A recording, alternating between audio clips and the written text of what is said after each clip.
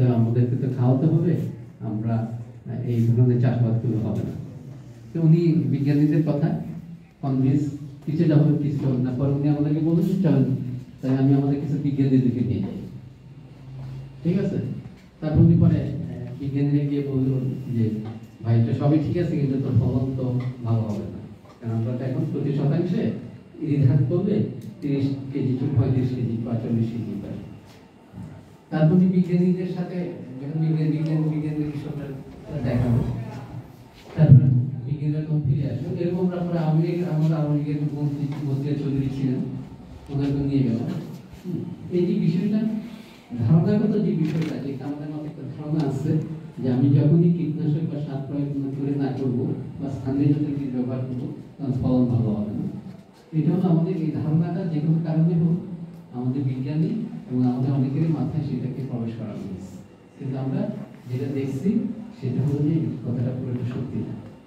কারণ আমরা যদি চাষাবাদের পরিকল্পনা সুন্দর করে করতে পারি তাইলে এটা উৎপাদন দিক থেকে ভালো হবে। যার জন্য আমরা কোনো প্রাকৃতিক কৃষির নাম দিয়ে ওরা আমাদের বলার চেষ্টা করতেছে আমাদেরকে যে আপনারা পিছনে যাচ্ছেন। একসময় মানবতার আমলে এই চাষাবাদটা ছিল, এখন এটা করলে হবে না, কারণ আমাদের পপুলেশন বা জনসংখ্যা অনেক বেড়ে গেছে। তখন যেহেতু আমাদের গবেষণা আমরা দেখছি এটা উৎপাদনের দিক থেকেও ভালো, তখন আমরা এটার নাম পরিবর্তন করে নয়া কৃষি দিলাম।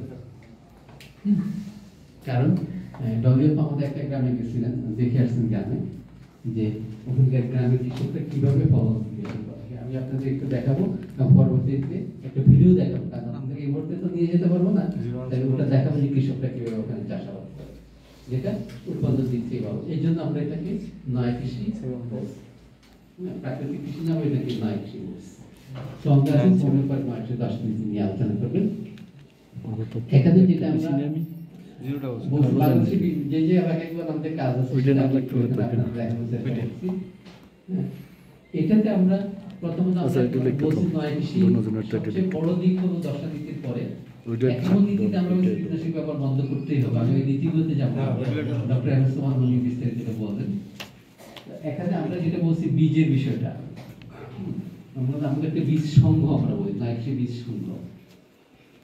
সেটা হলো যে আমি কথাগুলো বলার চেষ্টা করছি আমাদের একবারে বাস্তব অভিজ্ঞতা থেকে, কারণ থিওরিটিক্যাল বা বক্তব্য দেওয়ার প্রচুর মানুষ আছে, যদি এটা বাস্তবিক বা এটা প্রয়োগ না থাকে সেই কথাগুলো কোনো কাজে লাগে না। কারণ প্রচুর মানুষ প্রচুর ওয়ার্কশপ হচ্ছে, প্রচুর সেমিনার হচ্ছে, কিন্তু একটা প্রায়োগিক বা বাস্তবতা এটা কয়জন করছে এটা ইম্পর্টেন্ট।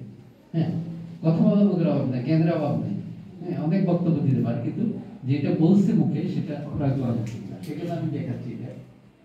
সেটা হলো যে আমরা প্রথমেই বলছি যে বীজটা কৃষকের হাতে রাখতেই হবে, এবং বীজটা রাখার জন্য আমরা যেটা করছি আমাদের অভিজ্ঞতা থেকে আমরা প্রথমে কৃষককে বলছি কৃষকের হাতে বীজ রাখতে হবে। আমরা যে 3,50,000 কৃষকের কথা বলছি, মানে 3,50,000 কৃষক পরিবার, তাদের প্রত্যেকের হাতে পরে দেওয়া সারাদিন দেখতে হবে না থাকে, একজন কৃষক অন্য কৃষকের সাথে সেটা কিন্তু বিনিময় করবা থাকে। প্রথমত কৃষক যখন এই চাষাবাদটা করবে আমি ট্রেনিং করে তখন তাকে আমরা কিছু বীজ দিয়ে দিই এবং সেই চাষটা শুরু করি। দ্বিতীয় নম্বর বিষয় হলো যে গ্রামে 2-3টা গ্রাম নিয়ে আমরা একটা বীজ ঘর তৈরি করি। এই বীজ ঘরটা আমরা করে দিই ওদেরকে, জমিটা ওদের বীজ ঘরটা আমরা তাদেরকে করে দিই। ওখানে কৃষকরা যেটা করেন সেটা হলো যে কৃষকরা তাদের বীজগুলো সারপ্লাস বা